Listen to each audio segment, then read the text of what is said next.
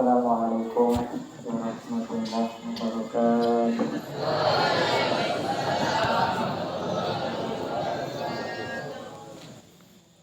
Bismillah. Alhamdulillah wassalatu wassalamu ala Sayyidina Muhammad ibn Abdullah wa ala alihi wa ashabihi wa man tabi'ahum bi ihsanin ila yaumiddin. Allahumma ya Rabbana rizqna ilman nafi'a wa amalan shalihan wa rizqan wasi'an. Allahumma ya Rabbana ij'alna min ulama'ikal 'amilin wa awliya'ikal muqarrabin wa 'ibadikal shalihin bi rahmatika ya arhamar rahimin. Amma ba'd. Alhamdulillah, puji syukur kita haturkan kepada Allah Subhanahu wa ta'ala segala nikmat yang telah Allah berikan. Allah takdirkan kita menjadi penuntut ilmu. Allah mudahkan kita untuk berada di lingkungan yang mulia bersama orang-orang yang mulia dan di dalam kegiatan-kegiatan yang mulia. Sebuah kenikmatan yang besar ketika seorang hamba itu dimudahkan untuk bersujud di muka bumi Allah. Sebuah kenikmatan yang agung ketika seorang hamba itu dimudahkan untuk beribadah kepadanya. Karena makam-makam ibadah ini makam tinggi lah. Orang kalau dimudahkan ibadah itu nikmat. Tapi kalau orang sudah dipersulit untuk beribadah, na'udzubillah, biarpun dekat dari masjid, susah untuk pergi ke masjid.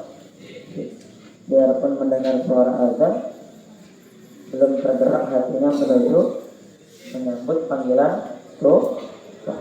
Maka kita hari ini ayo bersyukur. Kita berada di pondok pesantren. Alhamdulillah. Besar ini nak. Jangan dianggap remeh nak. Menuntut ilmu ini jangan dianggap remeh. Besar sekali namanya. Kita bisa sholat berjamaah 5 waktu. Itu sudah luar biasa. Nikmat yang sangat agung. Gak bisa dibandingkan dengan harta, itu gak bisa. Gak bisa dibandingkan dengan harta. Kita punya uang 10 juta misalnya. Pernah megang uang 10 juta? Uang 1 juta? Atau uang 100 ribu pernah megang? Kalau lebaran megang uang 100 kan? Iya. Atau 50 ribu. Senang gak? Senangnya sampai kapan? Sampai duitnya sudah habis. Kalau sudah habis, nggak senang lagi, benar? Nah, coba kita punya uang 100 ribu, itu akan habis. Uang 1 juta juga akan habis. Uang 10 juta pun akan habis. Kalau kita beribadah, nah, kita sholat misalnya, diterima oleh Allah Subhanahu wa ta'ala, itu pahalanya bagaimana? Apakah kita nanti mati masuk dalam kubur pahalanya hilang? Tidak, pahalanya itu akan tetap ada. Bahkan Allah balas nanti dengan apa? Dengan apa? Dengan surga. Makanya anak ustaz semuanya perhatikan. Sebuah nikmat besar kalau kita masih berada di pondok pesantren. Syukurin, alhamdulillah ya Allah. Masih bisa sholat berjamaah 5 waktu, bisa baca Quran. Karena Ustaz kok pulang kita lah tadi sebulan tuan nanti mau wakat itu lah ya kita lain Ustaz ketika mau gari ketika ini Isya nanti zuhur dasar di rumah nanti subuh di rumah subuh aja marah tujuan. Iya mereka. Itu tadi santan Masya Allah. Bahkan gak cuma 5 waktu. Bahkan kamu bisa sholat tahajud. Bisa sholat subuh. Ini nikmat. Sudah bersyukur belum? Alhamdulillah. Kemudian salawat dan salam kita ajarkan kepada baginda Nabi Muhammad sallallahu alaihi wasallam. Allahumma shalli ala sayyidina Muhammad wa ala ali sayyidina Muhammad. Qala Allah Ta'ala fil Qur'anil Karim, a'udzu billahi minasy syaithanir rajim. Bismillahirrahmanirrahim. Wal 'asr. Demi ada ulama menjelaskan demi masa, ada ulama juga menjelaskan demi waktu. Kalau kita perhatikan di dalam Al-Quran ternyata Allah itu banyak bersumpah atas nama waktu. Contohnya wal 'asr, wal 'asr. Apa lagi? Wad duha. Apa lagi? Wal laili idza saja. Apa lagi? Waktu berbeda itu. Waktu contohnya waktu apa? Wal fajr, wal layalin ashar. Itu waktunya. Kenapa Allah itu bersumpah atas nama waktu? Hei para santri saleh-saleh semuanya. Kenapa Allah itu bersumpah atas nama waktu? Karena menunjukkan bahwasanya betapa pentingnya waktu.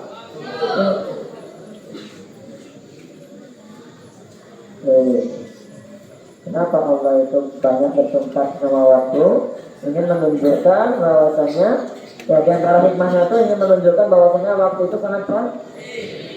Waktu ini sesuatu yang sangat berharga bagi seorang manusia, tapi yang paling mudah untuk hilang. Iya nak? Ya Ustaz, waktu ini yang paling berharga, tapi paling mudah hilangnya. Maka kita ini punya modal utama di dalam hidup ini untuk mencapai kebahagiaan baik di dunia maupun di akhirat. Semuanya dulu, kalian pengen bahagia nggak di dunia? Ya, Ustaz yang salah-salah pengen bahagia kan? Kok nggak jawab ini sebagiannya?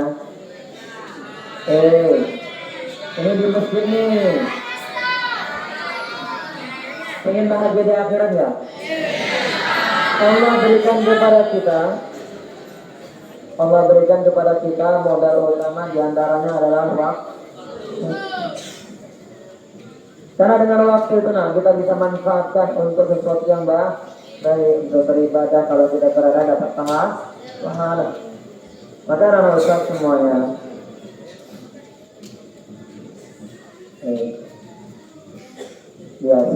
kalau ada yang mengisi ilmu dan itu. Ya, dengarkan dulu. Kita belajar mendengar ternyata banyak di antara kita nih kadang-kadang perlu diajarin lagi untuk mendengar. Jadi kalau Ustaz, karena Allah itu sudah bersumpah dengan berbagai macam waktu. Ini Masya Allah, para ulama itu memberikan contoh kepada kita betapa beliau-beliau ini sangat menghargai waktu. Tahukah kalian ada seorang ulama yang di dalam 40 tahun. Ada seorang ulama selama 40 tahun setiap harinya itu menulis kitab, mengarang kitab sebanyak 40 lembar. Berapa? 40 lembar. Tidak ada yang bisa menulis kecuali setelah membaca dulu. Orang yang banyak menulis itu banyak membaca. Orang yang banyak menulis banyak baca dulu baru bisa menulis. Kalau nggak apa yang mau ditulis? Ulama itu kalau ngarang kitab nanti akan dibaca oleh orang lain, akan diteliti, akan dikoreksi. Jadi nggak sembarangan menulis soal. Ternyata ada seorang ulama selama 40 tahun setiap hari itu nulis berapa? 40 lembar. Lihat, kalau nggak menghargai waktu nggak bakal mungkin seperti ini. Kalau tidak memanfaatkan waktu tidak akan mungkin. Karena ulama yang sangat cinta dengan belajar, dengan ilmu, sangat menghargai waktu, begitulah karya beliau. Siapakah beliau? Imam Ibnu Jarir At-Tabari. Siapa? Imam Ibnu Jarir At-Tabari. Ini sumbernya dari kitab Simatul Zaman. Coba yang ngobrol itu kalau ditanya itu tahu nggak itu? Ini yang ngobrol-ngobrolnya kalau ditanya tahu emang. Hah? Kenapa sih nak? Kok nak pandai mendengar? Makin banyak kamu mendengar nak, makin banyak wawasan, makin banyak ilmu. Katanya kita nyari ilmu, ya kan? Kemudian ada juga nak, ulama besar, ulama hebat, ya pernah menyampaikan apa kata beliau? Katabtu biyadi alfa alfi hadisin. Aku ini telah menulis dengan tanganku sendiri 1 juta hadis. Berapa? 1 juta hadis. Alfa alfi, alfa 1000, alfi 1000. 1000 kali 1000 berapa? Bukan 2000, soleh, aduh, bangkrut ini kayak gini. 1000 kali 1000 bukan 2000. Itu kalau ditambah, aduh. 1000 kali 1000 berapa? 1000 kali 1000, 1 kali 1, 1, nolnya 3 gabungin, 1 juta. Coba, lihat. Kebayang kamu 1 juta hadis beliau nulis. Insya Allah. Ada ulama menjelaskan itu beserta hadis-hadis yang diulang-ulang. Luar biasa, nih. Para ulama itu memberikan contoh kepada kita tentang belajar, semangat belajar. Sehingga apa? Beliau itu menghasilkan karya-karya yang luar biasa. Ada lagi nak, tahu kalian? Ada ulama besar. Ya, ulama besar. Usia 7 tahun sudah menghafal Quran. Sudah hafal, bukan menghafal. Sudah hafal Quran. Usia 9 tahun sudah hafal kitab Muwatta karya Imam Malik. Kemudian setiap bulan Ramadan beliau ini mengkhatamkan baca Quran 60 kali. Ini masyhur, dengar ceritanya. Ulama tersebut ya di bulan Ramadan 60 kali khatam Quran. Bukan, berarti sehari berapa tuh? 2 kali khatam, bukan wajib. 2 kali khatam. Kok bisa Ustaz? Ya bisa lah. Beliau sudah hafal Quran. Beliau sangat menghargai waktu. Beliau paham betul bagaimana waktu itu sangat penting, sehingga tidak mau menyanyiakan. Tidak mau menyanyiakan waktu belajar. Beliau belajar. Di luar Ramadan, beliau baca Quran itu berapa? 30 kali khatamnya. Bukan 30 juz, 30 kali. Berarti sehari berapa kali khatam? Oh, Masya Allah. Siapa nih? Imam Syafi'i. Imam Syafi'i. Ada ulama lain juga, hebat juga beliau. Ya. Apa itu kisahnya? Beliau ini luar biasa, nak. Sehari semalam belajar 12 mata pelajaran.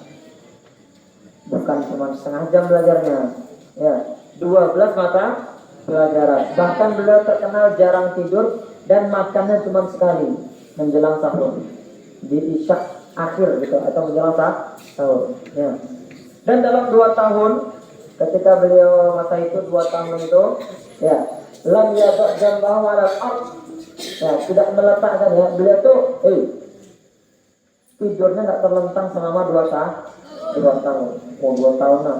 Ada yang menjelaskan jadi tidurnya itu bukan terlentang. Yang mana? Ada yang menjelaskan tidurnya sambil duduk begitu. Jadi lagi belajar, sudah sangat capek baru tertidur. Bangun lagi, belajar lagi. 2 tahun seperti itu beliau. Ya. Siapa itu? Imam Nawawi. Imam Nawawi. Bahkan ada yang menyampaikan karena beliau sangat cinta ilmu, sangat senang belajar, nah, tiap hari belajar terus, tidak ada cerita cabut-cabut, tidak ada keluar lokasi, ya kan? Berasa terus beliau ya, sampai ada yang menyampaikan beliau ini tidak menikah. Tidak menikah.